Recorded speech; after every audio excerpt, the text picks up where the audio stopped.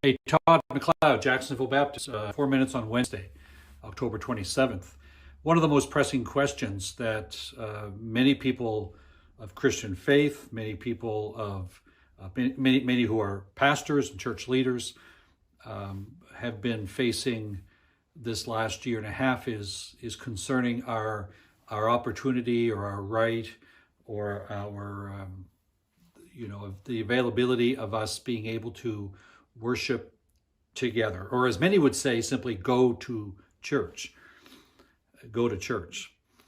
And some, I think, have become very comfortable. Some folks have become very comfortable in being in their home and staying in their home and just kind of doing Sunday morning church that way. And others have really missed being out with others at worship, and have taken every opportunity when we have been able to be in the building to do that. At Jacksonville Baptist, we have 2 more Sundays that we know of, October 31st, this coming Sunday, and then November 7th, where we are live stream only at jubc.ca and click on Join Us Live. And we're currently in the process of considering what we can do after that. Certainly our desire is to get back in the building for worship as soon as possible, because there is something very critical about being together for that.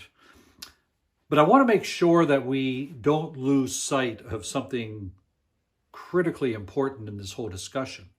That in all of our talk about whether we're in the building or not in the building, or whether we're able to be out with other people, or whether we are quite comfortable not being out with other people and just being at home, wherever we land in all of that, without doubt, the Bible speaks of our Christian faith as being done in community with others. There's no question with that, and I think many ways we underemphasize that, perhaps in the Western part of the world, in our living out of our Christian faith, that we don't put enough, perhaps, emphasis on being together. But I think even in all this discussion over this last year and a half, in talking about when can we be back in the building, when can we be back with others, and so on, that let's not just assume that we haven't forgotten, or let's not just assume that we're still thinking about what is most important, and that is worship. First of all, begins with an attitude and a posture towards God. And so whether you're home, online, here in the building, whatever, let's always make sure that our number one priority is our posture towards God. Psalm 66, the first few verses: shout with joy to God, all the earth, joy. Sing the glory of his name, focusing on who God is, his glory. Make his praise glorious.